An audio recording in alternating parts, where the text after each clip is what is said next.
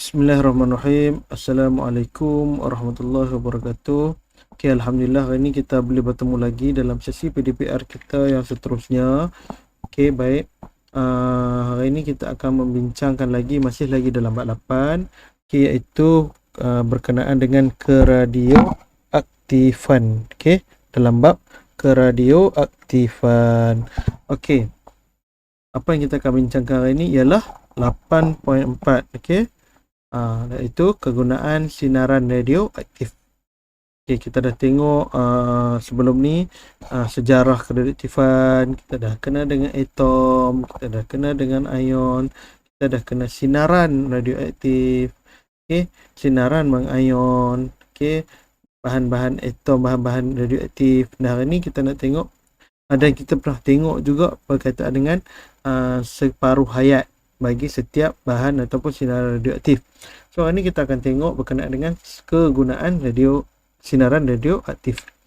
Okey, apa hasil pembelajaran kita? Yang pertama, berkomunikasi tentang kegunaan sinaran radioaktif untuk kesejahteraan hidup manusia. Okey, kita nak tahu kegunaan sinaran radioaktif untuk kesejahteraan hidup manusia. Dan yang kedua, mewajarkan kepentingan mengendalikan bahan radioaktif dan sisa bahan radioaktif dengan sempurna. Okey, baik. Bahan sinaran radioaktif. Okey, apakah kegunaan sinaran radioaktif? Sinaran radioaktif seperti sinar alfa, beta dan sinar gamma digunakan dalam pelbagai bidang dalam kehidupan seharian. Okey, banyak kegunaan dia dalam kehidupan seharian. Okey, sama ada yang baik atau tak baik. Okey, tapi banyaklah. Bila kalau dalam banyak kegunaan bidang ni, maksudnya kegunaan yang baiklah. Maksudnya membantu kita. Okey, baik. Yang pertamanya berkenaan dengan bidang arkeologi atau geokronologi. Yang ni apa dia ni? Bidang yang mengkaji, biasanya berkaitan dengan sejarah artifak lama. Okey, baik. Karbon dioksida dalam udara terdiri daripada karbon 12 yang stabil dan karbon 14 yang radioaktif. Okey. Karbon dioksida yang duduk dekat udara ni, karbon dia tu stabil, tapi karbon 14 tu dia tak stabil, dia radioaktif. Jadi, oleh sebabkan karbon dioksida diserap dan dibebaskan oleh badan organisma hidup, peratus C14 ataupun karbon 14 dalam tisu organisma tidak berubah. Okay. Karbon dioksida ni kita serap dan dibebaskan oleh badan organisma, benda yang hidup ni, okay, dalam tisu organisma tak berubah. Jadi apa dia? Jadi sebaik sahaja organisma mati, karbon 14 dalam tisu tisunya semakin kurang kerana mereput dan memancarkan sinaran beta dengan separuh hayat 5,700 tahun. Okey. Separuh hayat dia 5,700 tahun baru hilang setengah. Faham macam ni? Bila benda tu mati, contoh macam dinosaur ni mati. Okey, hari setelah 5,700 tahun barulah separuh daripada bilangan sebenar karbon dioksida dalam badan dia hilang. Selepas 5,700 tahun seterusnya baru hilang lagi separuh. Contoh, kalau dalam badan satu ni kata ada 10,000 karbon dioksida, contoh karbon dalam badan bangkai dinosaur yang mati. Selepas 5,700 tahun, okay, dia akan hilang separuh, maknanya tinggal lagi 5,000. Betul, 10,000, separuh pada 5,000. Tambah lagi 5,700 tahun, hilang lagi 2,500. 5,500 daripada 5,000. Jadi kat situ, saintis boleh buat apa? Okay, saintis boleh dengan mengukur keaktifan karbon 14, usia organisma dapat ditentukan. Jadi, bila dia tahu bilangan berapa banyak karbon yang tinggal, tidak langsung, saintis boleh tahu ataupun boleh ukur berapa umur bagi organisma yang mati ni. Faham tak? Okay, contoh, kalau tadi dinosaur tu 10,000. Bila saintis cek, tengok dia punya dalam tulang ataupun dalam rangka bagi binatang tu, atau dinosaur tu, tinggal lagi 2,500 karbon yang ada. Asal 10,000 Okey, 10,000 selepas 5,700 tahun dia jadi 5,000. Lepas 5,700 tahun jadi 2,500. 2,500. Okey, 5,700 tambah, jadi ada usia dinosaur tu ada lebih kurang 11,400 tahun. Macam itulah cara dia kira dia. Kaedah ini dikenali sebagai pentarihan karbon 14 dan digunakan oleh ahli arkeologi atau geokronologi untuk menentukan usia objek atau bahan purba. Inilah kaedah dia guna. Okey, untuk mengukur usia satu artifak ataupun objek, bahan purba ataupun rangka manusia, rangka yang dijumpai, usia bagi tumbuhan yang kalau kamu tengok, kalau kamu berminat dengan arkeologi ni, kamu boleh tengok batu, dan tengah batu tu ada apa? Bentuk daun. Maksudnya apa? Daun tu dulu sebelum terbentuk batu, daun tu mungkin duduk dalam air atau sebagainya, jatuh dia membentuk batu. Jadi dia boleh ukur berapa umur daun tu. Tak apa, kamu boleh tengoklah dalam Facebook, dalam Google ada. Okey. Okey, yang keduanya, kawalan ketebalan kepingan logam dalam perindustrian. Okey, dalam kilang, okey. Alat kawalan ketebalan berfungsi untuk mengawal ketebalan kepingan logam dalam kilang. Okey, kilang ni dia buat logam. Bukan buat logam, dia memotong logam. Buat logam lah no. Contoh dia ambil daripada biji timah. Dia nak mengukur ketebalan, nak jual tu timah tu, kepingan logam tu, kepingan timah tadi, dia kena menggunakan sinar radioaktif. Okey, kepingan logam diadalukan di antara sumber sinar beta dengan alat pengesan sinar beta. Dia akan dilalukan dekat dia macam ni. Ini sinaran, dia akan lalu. Bila lalu dia boleh ukur berapa ketebalan. Okay, jika alat pengesan sinar beta mengesan terlalu banyak sinar beta, kepingan logam yang disemak adalah terlalu nipis. Okay, kalau dia bawah dia ada barang tak? Bawah dia ada bahan yang pengesan. Atas sumber sinar beta. Bila lalu logam, bila terlalu banyak cahaya ataupun sinar beta tu tembus, bermaksud kepingan logam tu nipis. Dia macam tu. Okey. Dalam bidang pertanian pula, apa dia buat? Dalam bidang pertanian, kadar sinar beta dipancarkan oleh perebutan nukleus fosforus 32 ataupun P32 digunakan untuk menentukan kadar penyerapan baja fosfat dalam tumbuhan. Okey. Sinar beta ni digunakan untuk apa? Dipancarkan oleh perebutan nukleus fosforus. Okey, biasanya nak tahu, nak ukur penyerapan baja fosfat dalam tumbuhan. Berapa banyak baja yang diserap oleh baja ke dalam akar dia. Okey, sinaran radioaktif juga digunakan untuk membunuh kumbang, mengawal populasi serangga perosak secara pemandulan dan memilih jenis baja fosfat yang terbaik dan untuk mengubah ciri tumbuhan. Dia macam ni. Sinaran beta ni dia kuat tau. Kalau kena kita pun dia sakit, maksudnya dia akan merosakkan sel. Tapi bila kena pada serangga-serangga ni, dia boleh memandulkan. Bila memandulkan, jadi serangga tu makin lama makin mukuk. Sebab tu kalau kamu tengok sekarang ni, makin kurang kita nak jumpa. Sebab apa? Sebab dah banyak dibunuh. Untuk pertanian.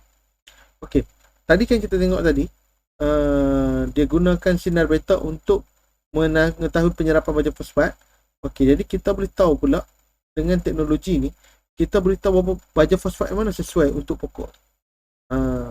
Baja fosfat ni penting untuk akar tumbuhan supaya pokok ni jadi sihat. Okey, ini dalam bidang pertanian. Okey, pertahanan ataupun dalam bidang ketenteraan.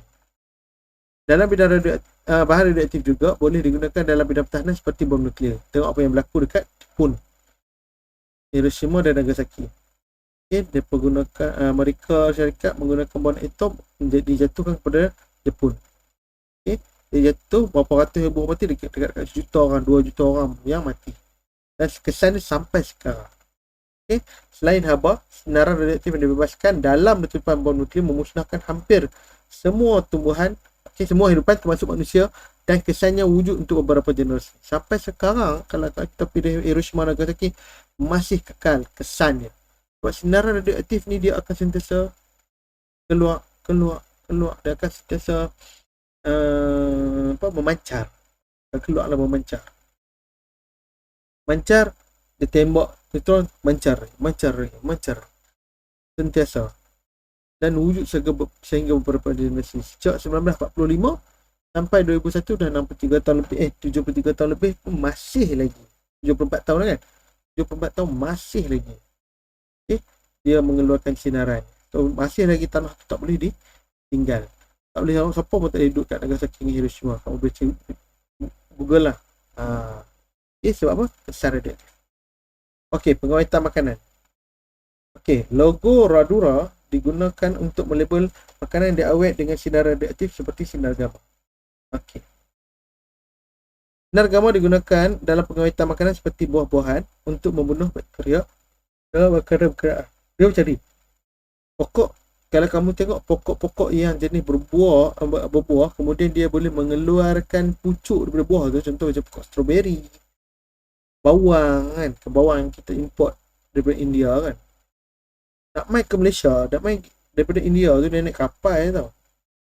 Dia tempoh masa nak mai daripada India nak mai ke Malaysia ni dia ambil masa dalam 5 bulan, 4 bulan kan. Kapal, dia berpusing satu dunia.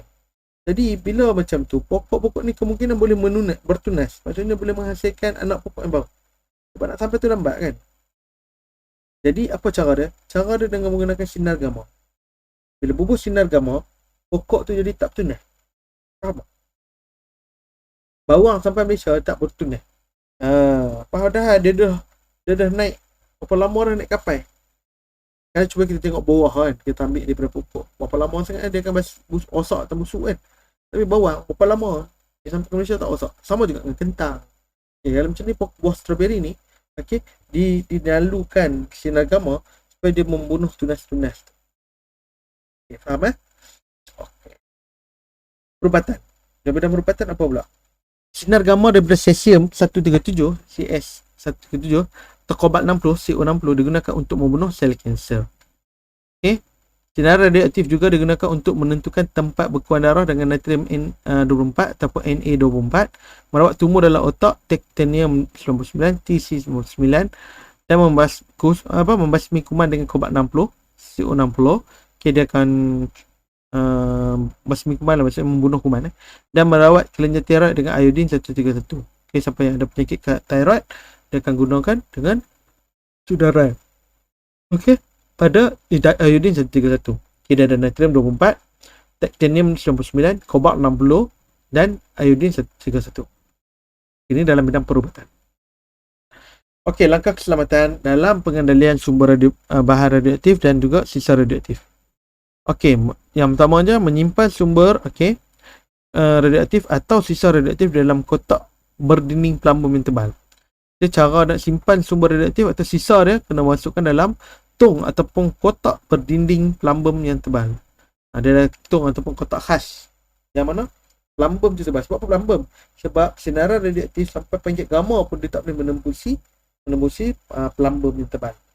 Jadi cerita dia kena masuk ke dalam tong radioaktif tu. Sebab tong tu dia ada dinding yang tebal. Dinding plumbum yang tebal. Okey. Memakai pakaian perlindungan ni sesuai untuk mengendalikan bahan radioaktif. So kita kena ada pakaian dia. Kalau kita tengok PPE untuk melindungi kita daripada yang frontliner pakai kan, untuk elakkan daripada kena jangkitan virus COVID-19. Okey. Pakaian yang ni pakai untuk menguruskan sinar radioaktif, dia ada pakaian khas dia. Supaya persinaran tu tak boleh masuk ke dalam pakaian dia pakai. Okey. Selain daripada tu, pembuangan sisa radioaktif dilakukan dengan selamat dan sempurna.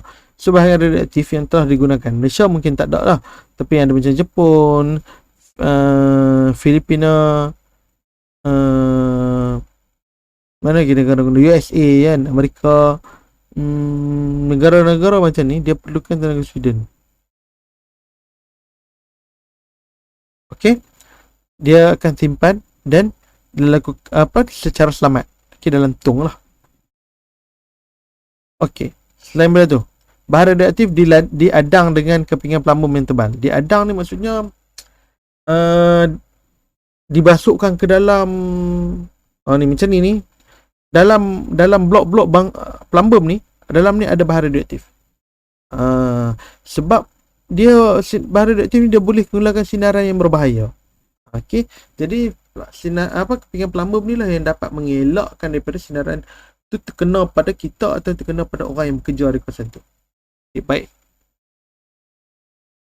Seterusnya, tangan robotik digunakan untuk mengendalikan bahan radioaktif dengan selamat. Okey, kita tengok ni tangan robotik ni bukanlah tangan seperti tangan manusia. Maksudnya dia guna robot. Adalah tangan yang menguruskan bahan radioaktif.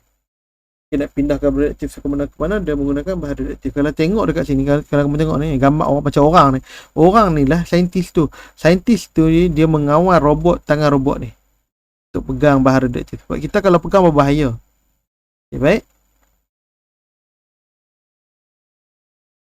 Mengesan dos sinaran radioaktif yang diserap dalam badan dengan alat pengesan seperti lencana sinaran. So, kebanyakan saintis yang menguruskan radioaktif, dia akan ada pakai lencana sinaran. Okey, dia ada tahap-tahap dia. Sinaran radioaktif yang boleh dibebaskan. Kita belajar kan yang sebelum ni kan. Berapa banyak microvolt yang dia boleh terima kan. Microsievert silap So, dekat lencana tu dia boleh boleh kira berapa banyak sinaran microsievert kat situ. Okey, dengan menggunakan lencana sinaran. Okey. So, bila kita dah tahu cara kita dah tahu kegunaan bahan radioaktif dan sinaran radioaktif ni, dan kita tahu cara penggunaan dia, cara pengawalan dia, cara penyimpanan dia, cara untuk pembuangan sisa radioaktif. So, kamu boleh banyak bahan radioaktif ni ada kebaikan dia banyak berbanding keburukan, bergantung pada cara penggunaan. Macam tu. So, bila kita diguna dengan betul, disimpan dengan betul, dan diuruskan dengan betul, maksudnya sinar atau bahan radioaktif tu selamat untuk kita. Tetapi kalau digunakan dengan cara yang salah, bermaksud dia akan menjadi masalah balik kepada manusia. Okey, jadi sebagai manusia kita kena mensyukuri kepentingan penggunaan bahan radioaktifan. Okey, kepentingan kegunaan radioaktifan untuk kesejahteraan manusia telah menyedarkan kita tentang keagungan Tuhan yang telah mencipta unsur zarah unsur radioaktif yang boleh digunakan untuk kelestarian hidup. Bila kita duduk, panjang-panjang tu Tuhan jadikan sampai sekecil-kecil benda tu orang boleh kaji. Okey, maksudnya boleh guna untuk kehidupan kita. Sehalus atom, sekecil zarah. Unsur radioaktif buatan pertama, fosforus P30, dicipta oleh Irene Joliot Curie, anak perempuan Marie Curie. Okey, sejak pada tahun tu, banyak unsur radioaktif buatan telah dihasilkan oleh ahli sains. Sejak tahun 1934 tu, banyaklah bahan unsur radioaktif yang buatan. Sebelum ni tak ada. Okey, kalau kita tengok pun, makin lama makin banyak bahan radioaktif yang dihasilkan. Hanya kerana kajian daripada Joliot Curie. Okey, baik ya. Namun begitu, unsur radioaktif buatan tidak dapat dihasilkan tanpa unsur ciptaan Tuhan. Macam mana pun nak buat unsur radioaktif buatan ni tak dapat dihasilkan kalau tak ada unsur ciptaan Tuhan. Macam mana kita kena ambil unsur daripada apa yang Tuhan buat, barulah kita boleh buat unsur radioaktif buatan. Okey. Maksudnya mana pun Tuhan dulu yang cipta. Daripada ciptaan Tuhan tu, manusia Tuhan bagi akal, dan akal manusia ni Tuhan kurnia kepada kita. Dan akal inilah kita guna Tuhan kita boleh cipta benda baru daripada apa yang Tuhan ciptakan. Okey. Contoh macam manusia buat kereta. Tuhan memang tak buat kereta, tapi Tuhan buat besi. Tuhan buat minyak. Jadi daripada situ Tuhan bagi pemikiran kepada manusia untuk menggerakkan manusia daripada satu jarak ke satu jarak, takkan nak berjalan kaki. Okey. Jadi cerita dia, Tuhan bagi akal pada manusia, buatlah bodi kereta, buat enjin kereta semua, dimasukkan ke dalam Injil. Itu yang perbincangan kita hari ni. Okay. So diharapkan kamu boleh memahamilah apa yang kita bincang hari ni, insyaAllah. Baiklah, sekian saja untuk kelas hari ni. Okay, jumpa pagi pada kelas akan datang, insyaAllah. Nanti buat Google Form yang saya bagi. Kemudian jangan lupa isi kehadiran, insyaAllah. Baik, jumpa lagi pada kelas akan datang. Assalamualaikum warahmatullahi wabarakatuh.